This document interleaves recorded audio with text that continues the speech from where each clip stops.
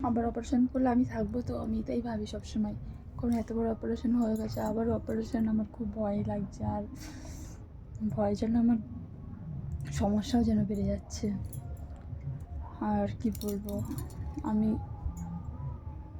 কখনো ভাবিনি যে আবার আমার অপারেশন করতে হবে। কিন্তু আর একটা পরীক্ষা করতে দিয়েছি, সে টেস্টের রিপোর্ট আসার পরে জানি না ডাক্তার কী বলবে। আমি প্রচুর টেনশনের মধ্যে আছি ওই দিকটা থেকে। আর তার মধ্যে টেনশনে আর মুখের মধ্যে আমার আলসার হয়েছে। তো তোমাদের আমি দেখাচ্ছি, তোমরা দেখতে পাবে কি না আমি জানি না।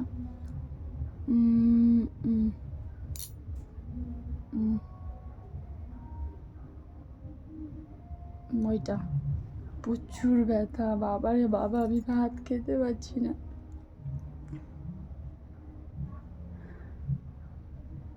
কথা বলতে গেলে কি বলবো, আমি যে কথা বলছি তো আমার জিভটা যে নড়াতে হচ্ছে, তার জন্য অনেক কষ্ট হচ্ছে। তো আমি তো জিভটা নড়াচ্ছি অনেক কষ্ট করে। অনেক সময় আমি এমনভাবে কথা বলছি, আমার বর আমার ছেলে আমার কথা বুঝতেই পারছে না। ঠিক আছে, তো আমি আজকে কটা ভিডিও করলাম, কারণ ভালো লাগছে না কিছু। ভিডিও শেয়ার করবো এখন নয়, ভিডিও শেয়ার করবো কালকে সকালে। তো ভিডিও এখন বাজে 6:22, আমার বর এখনও বাড়ি আসেনি। সারাটা দিন একা একা থাকি, তারপরে বর বাড়ি আসবে রাত 8টার সময়।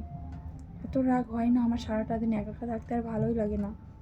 ঠিক আছে, আর প্রচুর মানুষ কিন্তু আমার বিরক্ত করার মানুষ আছে, আমার টাইম পাস করার মানুষ আছে, কিন্তু টাইম পাস আমি কারোর সাথে কথা বলে বা সব মনে করি ফালতু।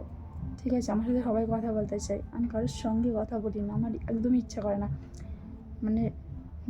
মেসেজ করে হোয়াটসঅ্যাপ, ইউটিউবের সেই ইমেলে দেখি মেসেজ আসে প্রচুর। প্রচুর পরিমাণে মেসেজ আসে নানান রকমের, কিন্তু আমি সত্যি কারোর সঙ্গে কথা বলতে চাই না।